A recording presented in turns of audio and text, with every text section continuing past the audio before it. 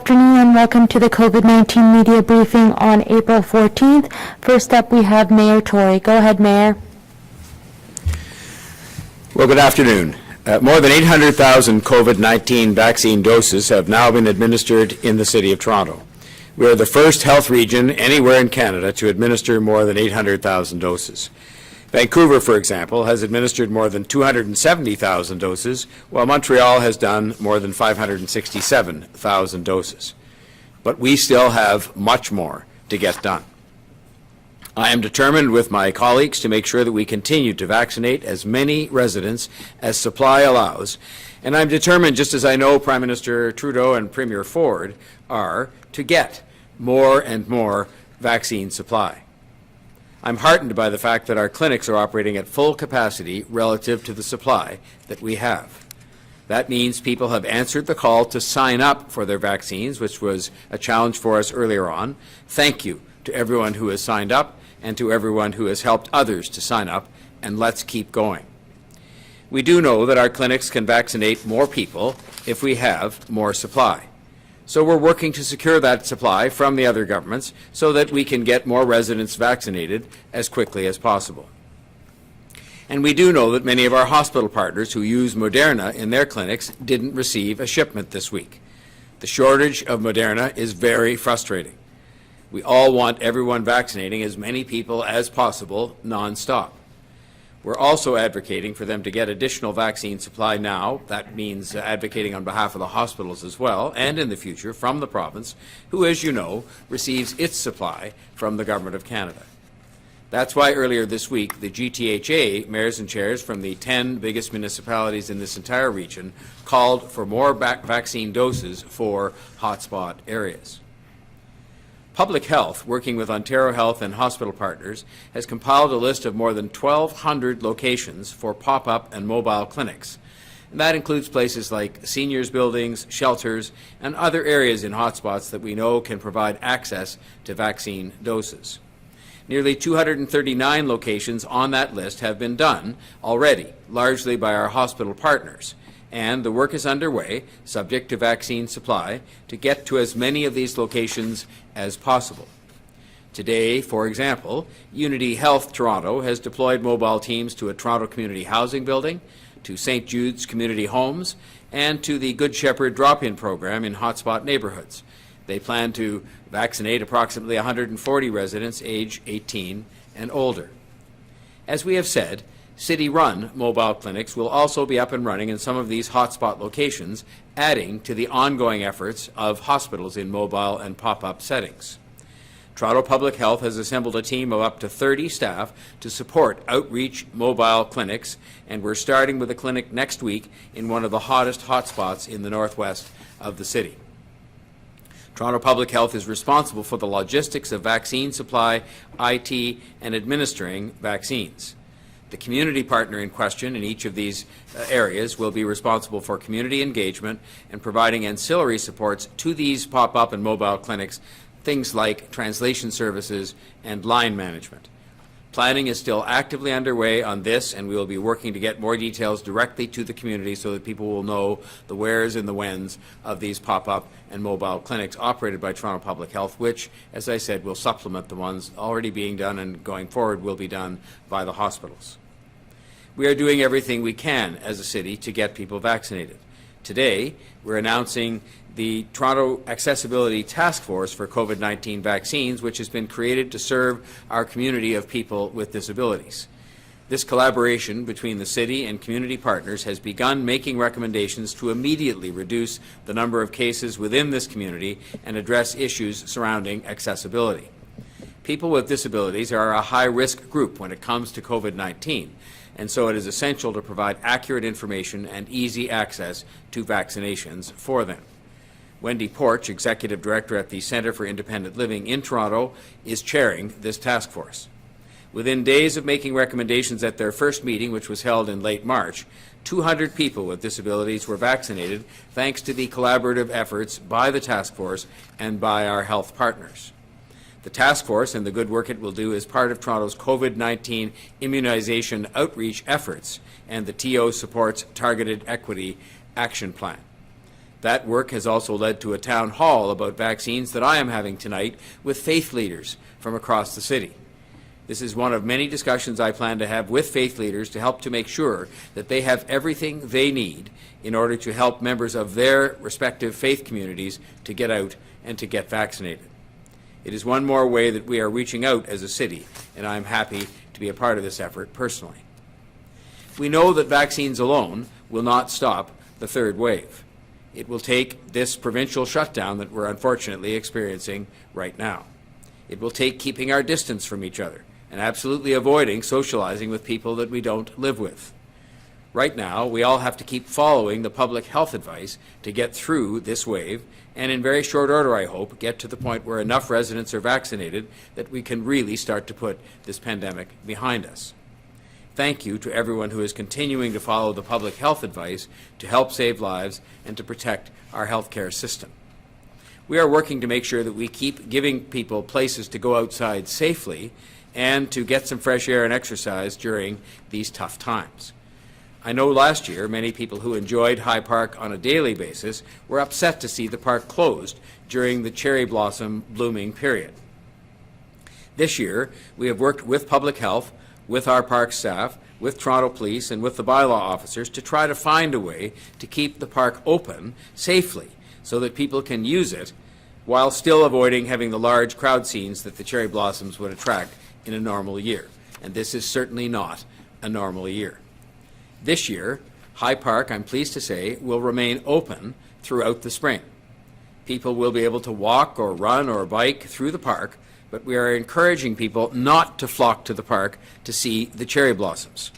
The best way to see the cherry blossoms, as was the case last year, again this year, will be from your own home. People will be able to watch the bloom from home on the Blossom camera, the city's most popular live stream. 200,000 people tuned in to the Blossom camera live stream last year. We're bringing it back so that people can watch the trees 24/7 if they want during the peak bloom. We want people to enjoy the blossoms virtually and safely. And we still want people to enjoy the park. We developed our Blossom health protection arrangements this year with a real focus on health and safety and preserving access to the park for people who need to be outside in that park. Staff are working to install fencing in High Park around the 3 largest collections of cherry trees to discourage people from gathering to see the blossoms. Parks and other city staff will be on the site to continuously monitor what is going on and make sure that those measures are successful in avoiding crowd scenes, in allowing people to continue to use the park, and still allowing people to look at the blossoms virtually from home. We will restrict access to only limited areas of the park. It's now my pleasure to introduce Chief Pegg to give his report for today. Thank you, Mayor Tory. Good afternoon. As of Monday morning this week, all 9 city-operated COVID-19 vaccine clinics are operating 7 days per week, with appointments available between 11 a.m. and 8 p.m. daily. All 9 clinics continue to operate efficiently and smoothly, with each clinic being fully booked on a daily basis. Wait times for those who arrive shortly before their scheduled appointment are short, with most people not having to wait at all. In fact, the majority of people are checked in, vaccinated, and checked out of the clinic in about 30 minutes. The number of appointments that are made available in city-operated vaccine clinics corresponds directly with the number of doses of vaccine that are available to be administered. At present, we are able to administer 56,322 doses of vaccine each week across the network of city-operated clinics. Assuming that vaccine availability increases in the future, as the province forecasts that it will, we look forward to being able to administer more than 122,000 doses each week in our city-operated vaccine clinics. We intentionally scale our clinic operations in order to protect vaccine allotment for our hospital and Ontario Health Team partners as well, such that their clinic operations are able to continue to the largest extent possible. At present, city-operated vaccine clinics administer Pfizer vaccine. We only order the actual number of doses of Pfizer vaccine that are required for clinic operations each week. Any unallocated doses of Pfizer vaccine that are not used in city-operated clinics as a result of missed or canceled appointments are provided directly to our Team Toronto Hospital and healthcare partners. We receive shipments of Pfizer vaccine from the province of Ontario on a weekly basis. The most recent shipment of Pfizer vaccine was received on April 12th. That vaccine shipment contained the amount of vaccine required to operate our city-operated clinics for the next 7 days. Accordingly, at present, the total quantity of vaccine in our freezer is equal to the amount of vaccine required to operate our city-operated clinics until end of clinic operations on Monday, April 19th. The next shipment of Pfizer vaccine is scheduled to arrive in the afternoon of April 19th, which will provide us with the amount of vaccine required for the next 7 days of operation. In summary, we do not stockpile vaccine.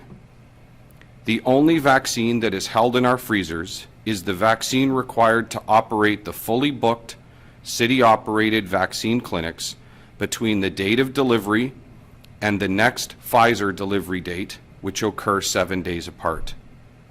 Vaccines that are allocated to our Team Toronto hospital partners are shipped directly to the respective hospitals by the province of Ontario. This is comprised largely of Moderna vaccine.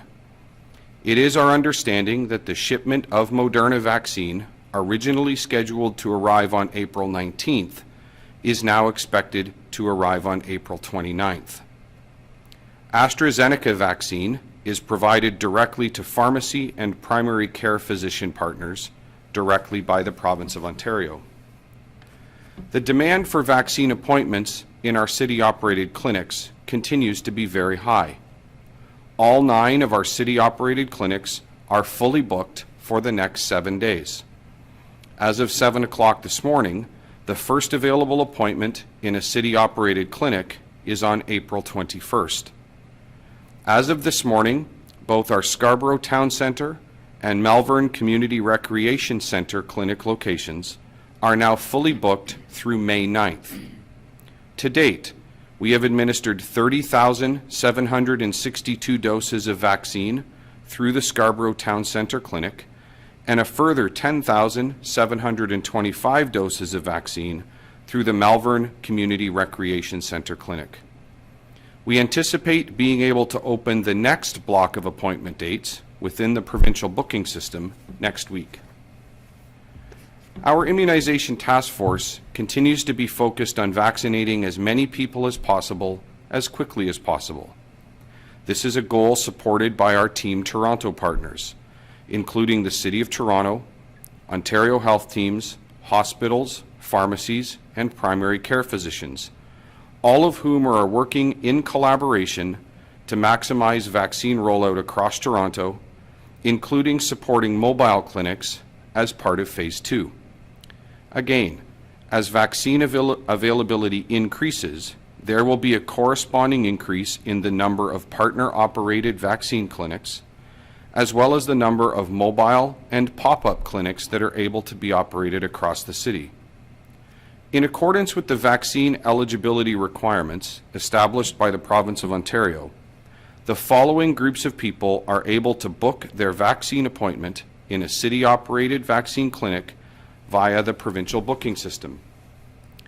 Anyone 60 years of age or older on a city-wide basis, and anyone 50 years of age or older who lives in a designated hotspot neighborhood.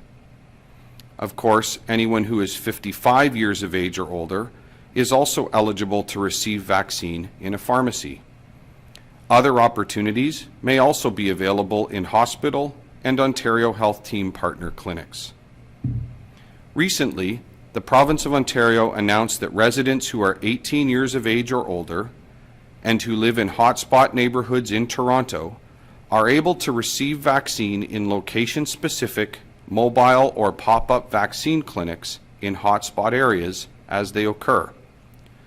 Generally speaking, vaccine appointments in mobile and pop-up vaccine clinics are not booked in advance. While each specific situation is unique, it is common for these hotspot mobile and pop-up clinics to be operated on a walk-up basis, with eligible adults coming from the very specific location that is being served.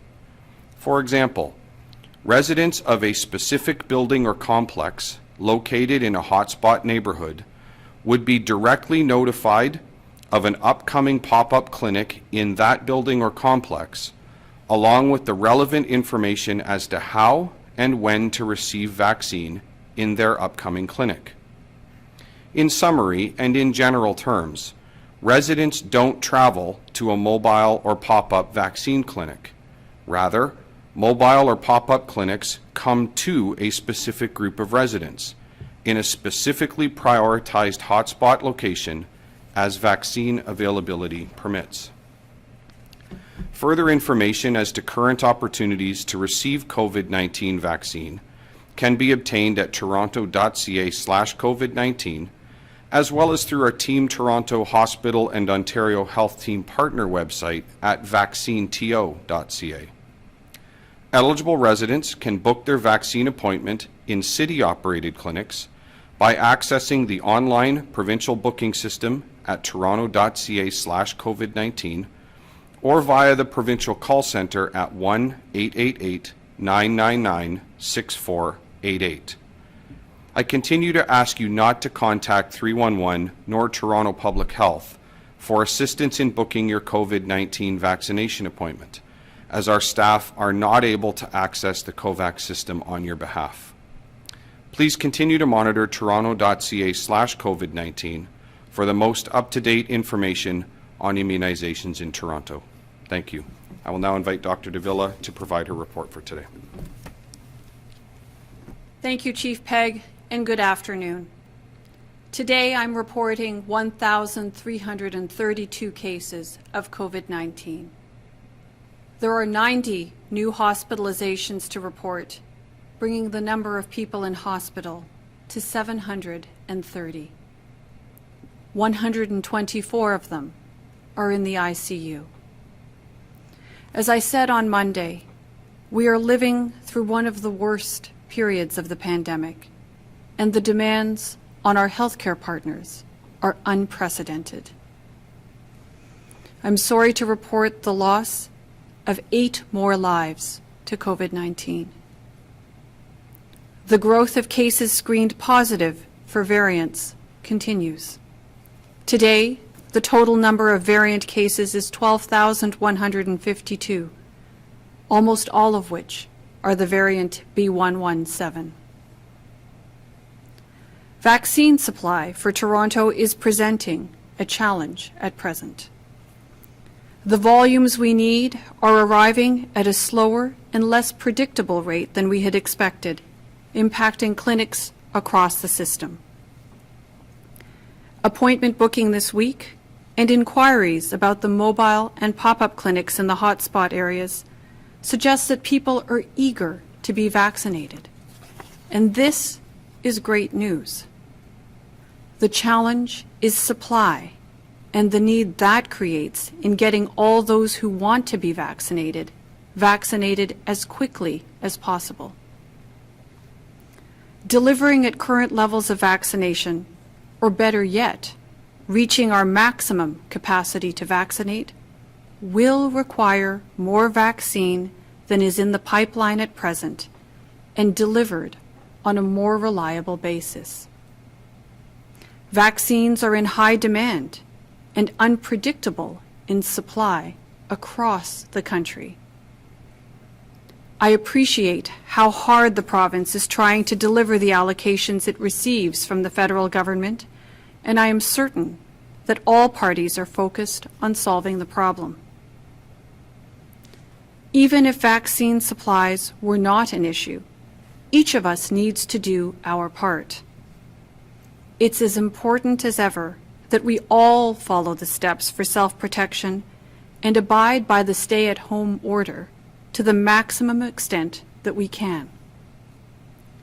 Physically depriving the virus of the ability to spread is our most powerful tool until such time as vaccinations reach a level in the population where they provide a strong firewall against COVID-19.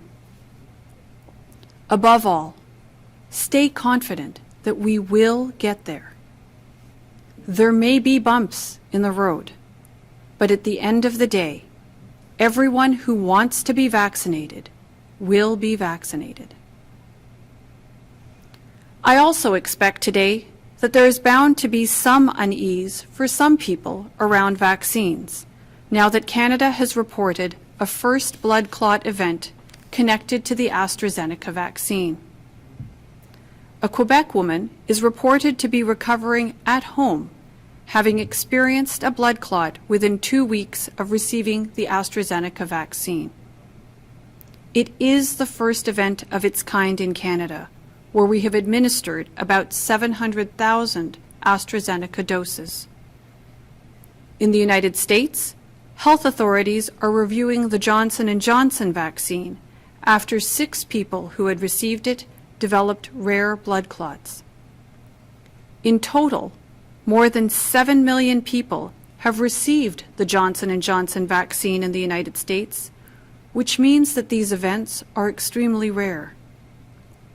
A review is being done in Europe, and Health Canada is reviewing the development as well. The risk of developing a blood clot associated with the Johnson & Johnson vaccine is estimated presently at about 1 in 1 million doses. By any scientific definition, this is a very rare risk. But for most people, it's information overload out there, and often information that's more alarming than reassuring. So I want to reassure you. News about the vaccines emerges frequently. There's a lot of information available on the internet, and some very unqualified vaccine skeptics sowing fear and misinformation through social media. Given all the stress and uncertainty we've been living with over the past year, it's sometimes difficult to know what to believe.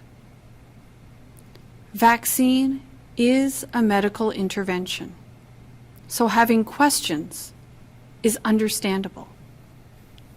Wanting more information is normal. Let me put into context the odds and risks of developing blood clots associated with vaccine and try to put that 1 in a million figure in some perspective. I found a table of risks in a publication for physicians that helps to illustrate the point, and I chose one practical example of health risk and 2 that probably seem to most of us as pretty unlikely to happen. So, the chance of any of us dying in any accident at home in the next year is 1 in 7,100. The chance of being hit in your home by a crashing airplane is 1 in 250,000. The chance of drowning in the bath in the next year is calculated at 1 in 685,000. And as I said before, the current estimated risk from blood clots associated with the Johnson & Johnson vaccine is 1 in 1 million. Most importantly, though, the events of the last 24 hours show us that all the systems are working to assure safety in vaccines and to thoroughly investigate and understand any adverse events. For the Johnson & Johnson vaccine, reason has emerged to take a pause and assess, and that is what is being done.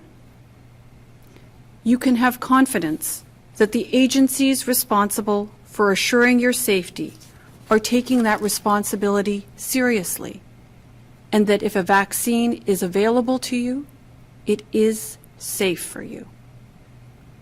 With that, I'll now hand it over to Lavin for the question and answer period. Thank you, Dr. Davila, Mayor Tory, and Chief Pegg. We'll now begin the Q&A from the media. As a reminder, it's one question, one follow-up, and when we call your name, please unmute yourself. We do also have staff on the line if you do have any technical questions. First up, we have Brian Passafume from the Toronto Sun. Go ahead, Brian.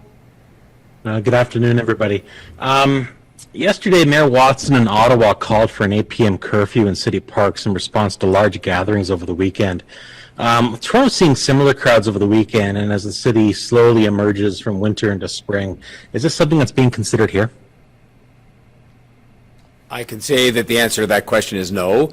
We discussed what happened in Ottawa. We discussed more particularly what happened in the parks over the weekend. And while there were some parks that were well used, we did not identify anything that led us to conclude that would be the best answer to deal with it in any event.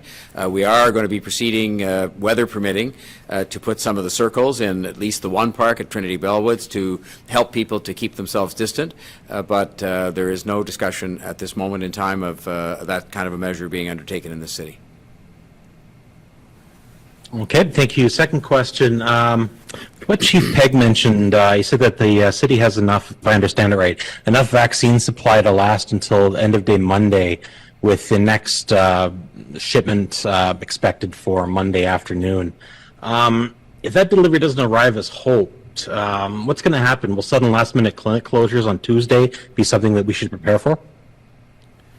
Hi, good afternoon, Brian. So we scale our clinics and we book appointments based on the delivery timelines provided to us by the province. And we are all provincially operating on I suppose you could refer to it as a just-in-time delivery process that's coming from the feds, the Government of Canada via the province, and then of course to us. So we are expecting that shipment. There's no indication that there are any issues with it.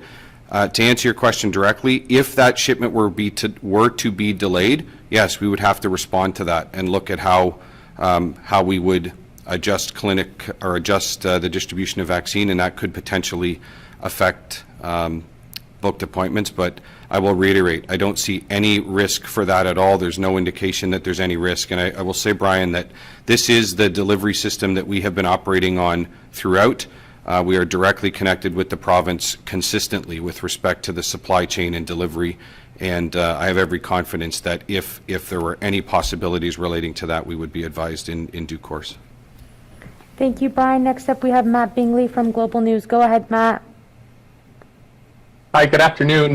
Dr. Davila, just in case you haven't seen the photos circulating on social media, they're showing once again very crowded buses of people heading into work, and it's just being told by people as we were speaking to them that this is a very common thing in the morning, especially in the Northwest.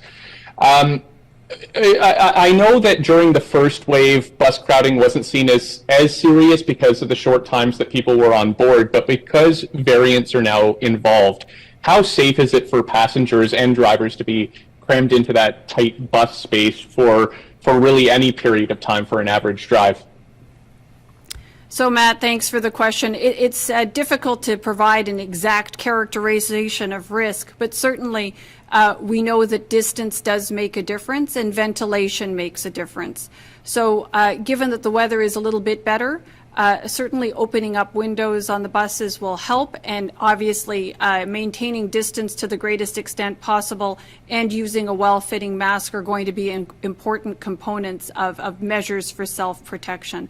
I, of course, am more than happy to speak to our colleagues at the Toronto Transit Commission to see what might be done. I know we've had conversations over the course of the entire pandemic.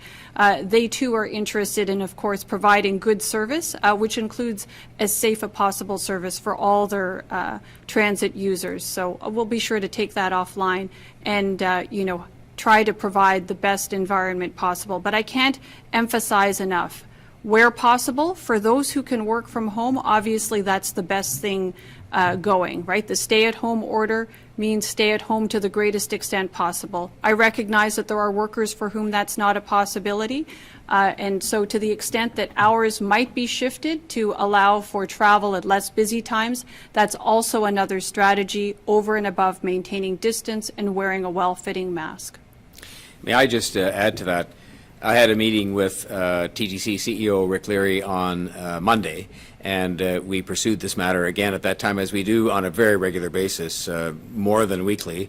And he reassured me again that there have been substantial number of buses reassigned from all parts of the city to service some of these busier routes, that we have even retrained some streetcar and other operators to be bus drivers so that they could drive the extra buses on those routes, and that for the vast majority of the day, in the vast majority of places, the buses are at a capacity level that allows for distancing that would be desirable. I think the doctor's idea about opening windows and so on is a good one in any event, now that the weather is better, but I take this up with Mr. Leary on a regular basis, and I know he and the TTC executives are looking at this every single day, looking at detailed measurements of the different bus routes and doing the very, very best we can in terms of reallocating buses to the places where they're most needed. And to follow up on, well, cherry blossoms, Mayor Tory, I'm just wondering, you know, obviously there was a lot of backlash last year about fencing off the entire park. This year, sorry, can you just elaborate a little bit more on exactly what you're doing around the trees? You're fencing them off, and do you think that'll be enough? Because, you know, last year we saw, you know, people jumping the fences to drink around the trees. What do you say to people who say that this is still kind of overkill? The number of people who jumped the fence and were drinking and doing various other things last year was very tiny, and that the park was closed. We're hopeful that this year there'll be nobody who will choose to do that. We're going to fence off the 3 areas of most concentrated cherry trees. And, you know, we have to rely on people at some point in time to understand that if they want to have the ability to use the park, to have a walk or to have a cycle in order to be outside in the fresh air, and as people want to do at this time, they're going to have to follow the very clear parameters that will be set out by this fencing. We will be monitoring it continuously, and we will do whatever we have to do on the advice of Toronto Public Health, and we've talked to them about this plan. We will do whatever we have to do to maintain public health. But I'm very confident that the people, after all this time and all the misery we've been through, will you know, be able to watch the blossoms on the camera, and will be able to enjoy the park at the same time, and that we will not have issues, but you know, fingers crossed. Thanks, Matt. Next up, we have Dave Woodard from Global News. Go ahead, Dave. Good afternoon, Dr. Davila. I spoke with someone today who couldn't get an appointment in their region to get vaccinated, despite having a high-risk health condition. So they booked an appointment out of region where there's apparently a surplus. How safe is it for people to go elsewhere to get a vaccination shot? And can you stop people from leaving Toronto to get one, or for that matter, stop people from coming here to get vaccinated? So, Dave, when it comes to the vaccination system, particularly the provincial booking system, it is, again, just that. It's a provincial system. So for people who are using and seeking appointments through clinics that are making use of that provincial booking system, while it will direct you first to clinics, to vaccination clinics that are closest to your own home address, it does allow for booking across the entire province. So people are open and have the opportunity to book at the clinic that they're willing to go and travel to. Obviously, given that we are under a stay-at-home order, the idea is for people to stay at home as much as possible. But we are, of course, interested in seeing people obtain their vaccine as soon as their term comes up, as soon as their eligibility arises. So obviously, probably best as much as possible to stick as close to home as possible. I think that's the intent of the stay-at-home order, in order to reduce interactions between people that you don't live with. However, you know, if that's what's necessary in order to get vaccine, and it is a very straightforward go to get your vaccine and then come straight home, you can imagine that the risks are pretty reduced there. And it would be a good thing for people to get vaccine as quickly as possible. Obviously, best if it can be done close to home, but recognize that the entire provincial system is just that. It is a provincial system. So just to follow up then, Dr. Davila, are you suggesting that if somebody can't get vaccinated in their region, that they should be going elsewhere just to make sure that they do get vaccinated? You know, I think, Dave, people have to make their own decisions around their health care. And in fact, we see this not only with vaccine, we see this with health care across the board. People often live on the border of one jurisdiction and the next, and sometimes the closest healthcare clinic is actually one that is technically outside of the jurisdiction in which they live. I think we have to trust that people are making good choices and taking advantage of vaccine as their turn comes up to receive the vaccine. But of course, we're also really encouraging people and hoping that people do respect that stay-at-home order and abide by it to the maximum extent possible, recognizing that getting necessary health care would be one exception. Thanks, Dave. Next up, we have Francine Copin from the Toronto Star. Go ahead. Oh, hi. My question is for Dr. Davila, and it comes from somebody who's working in the hospital/clinic, vaccination clinics. And her question is, why aren't you allocating more of the vaccine supply to the hardest hit spots in Toronto? And why did you open the North Toronto clinic when hospital clinics are closing? So, Francine, in fact, we're working together with our hospital partners. You'll have heard Chief Pegg make in his remarks comments around Team Toronto, that is Toronto Public Health in the city, in partnership with hospitals and the Ontario Health teams, all of whom are working together to provide vaccine to people all over the city. So we have actually pooled our efforts together and are following that provincial prioritization framework, which has seen us start off, for example, with long-term care and retirement homes, and we're now working through the prioritization framework. And we have committed to work together to providing vaccines as quickly as possible and in collaboration with each other to those hardest hit areas of the city, regardless of where the hospital partners are situated.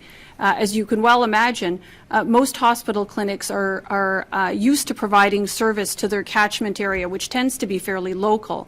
But given the circumstances and given the very tight vaccine supply, we have all agreed that we should work together, provide vaccines through mass immunization clinics and encourage, and through mobiles and pop-ups, that we will all do together with a particular focus on those areas of the city that have been hardest hit, especially as hotspot areas have now come to the fore and are now part of the current prioritization phase within which we find ourselves right now. So we're all working together to try to get vaccines to those to those areas of the city where we know those vaccine resources can give us the most value, first and foremost for the individuals in that area, but beyond that to the rest of the city as well. I think the argument would be that maybe that's what's supposed to happen, but that's not in fact what's happening if hospitals and clinics in hotspots don't have the vaccine supply and the mass immunization clinics do. I think that's the argument. Well, I think when we look at where our clinics are located, in fact, a number of them are located specifically in those very hard-hit neighborhoods. We have two very active and busy clinics, for example, in Scarborough, and as well a very active several mass immunization clinics towards the north and west ends of the city. So I think we have really worked very hard to ensure that we're making mass immunization clinics available. I think fundamentally what we have here, though, is an issue of supply. As Chief Pegg has provided, we are only, stocking our clinics with just enough vaccine to see us through until the next delivery. And I think we are all suffering as a result of a delay in arrival of vaccine. There were vaccines that were anticipated to arrive on a certain date. Unfortunately, that date was missed. And as a result, we have a crunch on vaccine availability. I think the good news here is that there's interest in our population in receiving vaccine. And it's, our most fervent wish to be able to provide those vaccines to individuals who want that vaccine as soon as is possible. And I think the mayor has something he'd like to add. Francine, I just want to add to that simply this. I can assure you that the mayors, the other governments, all of us on Team Toronto are working together, us with the hospitals, to actually focus on the question of, without minimizing any of the problems that have arisen in the system, making the pie bigger, as opposed to trying to focus on the sizes of each piece of pie. We've got to have a bigger pie, and we're all very focused on that and working very well together to try to do whatever we can to get more supply for the City of Toronto and other hotspot areas, but for the City of Toronto, so that we can address all of these needs that exist, especially in the hotspot areas. Thank you, Francine. Next up, we have Mike Walker from CTV. Go ahead, Mike. Thank you for taking my questions. This is for Chief Peg. Just following up on the rollout to vaccinate homebound individuals, specifically seniors. Spoke with one woman today whose father is in his 90s, has registered, but they still don't have any timelines yet. Just inquiring, you can provide some insight why some individuals who are considered a priority and are homebound are still left waiting for confirmation, and what has been done so far in terms of the homebound vaccine rollout. Thanks, Mike. I would say first and foremost, these are top priorities for us all, and we are. I think the previous the discussion to Francine's questions really are germane to this as well. What is limiting all of us is the availability of vaccine, and we are active. We have a number of mobile teams in place. We had an update from Chief McEachern, the Chief of Toronto Paramedic Services, at our immunization task force recently, where I'm going off memory, but I believe it's around 900, sorry. Around 900 homebound folks have already been vaccinated through that program. And we acknowledge we are not done yet. We have a long way to go. But we're making the best effort that we can make. We are deploying all of the resources that we can deploy, which is constrained by the availability of vaccine. So we will continue to do the very best we can do, and the moment that additional vaccine is available, we will increase those efforts, increase our efforts in immunization clinics, and I'm confident that so will all of our Team Toronto partners, be them hospital, be them Ontario Health teams, be them mobile and pop-up clinics. So I certainly appreciate the concern. I wish that were not the case.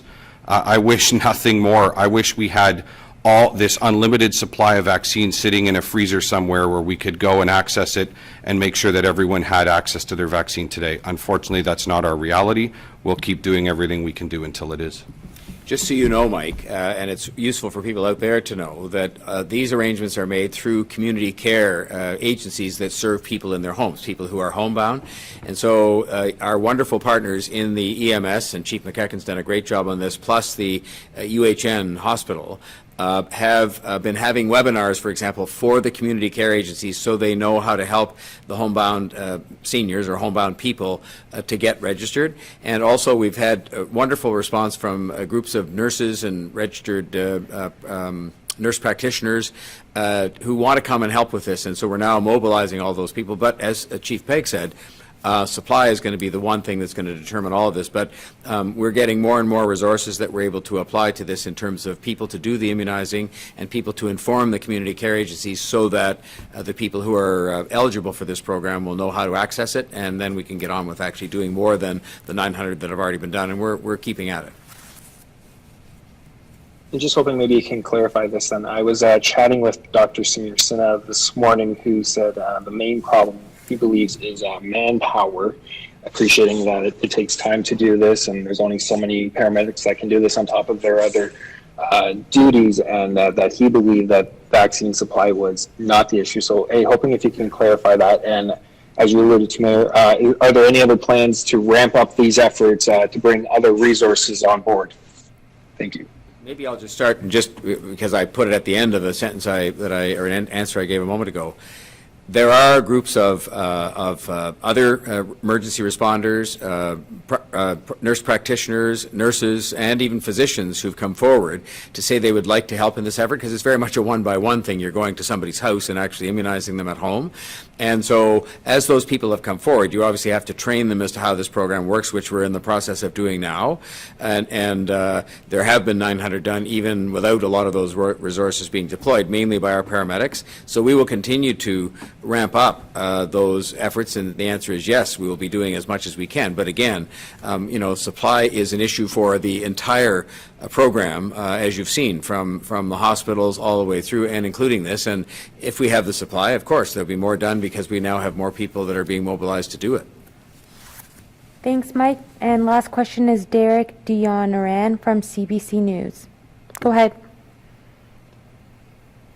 Thanks for taking the time to answer these questions. My first question is for Mayor Tory and Dr. Davila. We're hearing from employers and employees from facilities located in hotspot areas who feel they should qualify for vaccines, even if they don't necessarily live in these hotspots. Right now, aside from the mobile clinics going to some workplaces, it's only those who live in those hotspot areas who can get a shot. Would you endorse the province allowing people who work but don't necessarily live in hotspots to be eligible for vaccines, and how likely is that to happen, do you think? So, Derek, right now we are following, as we have throughout the entire course of the vaccination campaign, the provincial prioritization framework. And as such, we have just started with those who live in hotspot areas, the one exception being teachers who live or work in hotspot areas, at least in Toronto and Peel.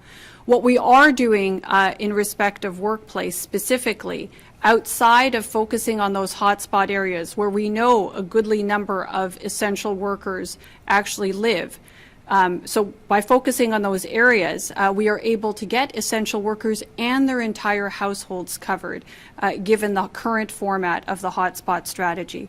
But looking specifically at workplaces, the Toronto vaccination partners have agreed to pilot some workplace clinics to determine and evaluate, what benefit further can be provided by looking specifically or putting workplace vaccination clinics in site.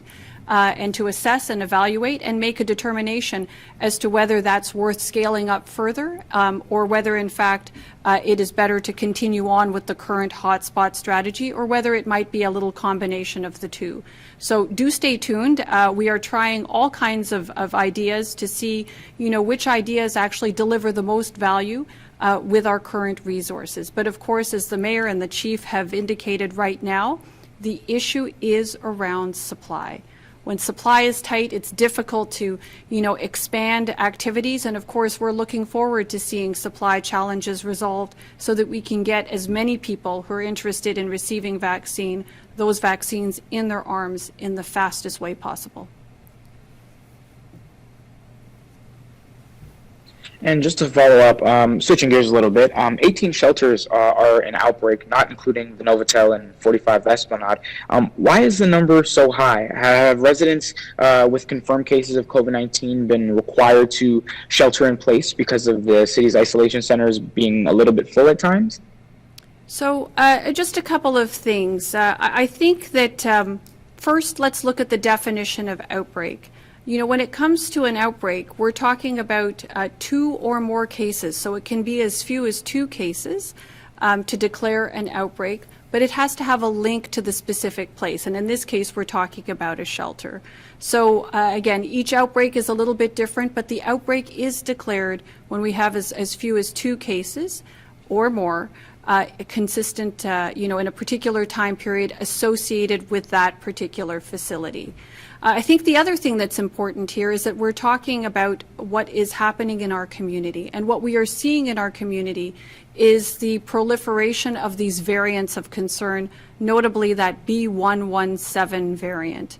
And what we found is that this B117 variant is incredibly transmissible and much more transmittable from one person to another compared to the previous variant of COVID that was circulating before. This is an experience that has been seen the world over. Every other place in the world that has dealt with B117 has had that same experience, much more transmissible than the forms of COVID-19 virus that were circulating, say, at the end of last year. So with more transmissibility, it just means that it's easier to spread from one person to the next. That will be especially true within an indoor environment. So I think we're seeing a reflection of the nature of the virus, the nature of the B117 variant, and those are the circumstances that our colleagues are working with as they're out there, on the front line, seeking to provide good service within the shelters. That's it for today, everybody. Thank you for joining us today. The next COVID-19 media briefing will be April 19th. Have a great day. Thanks.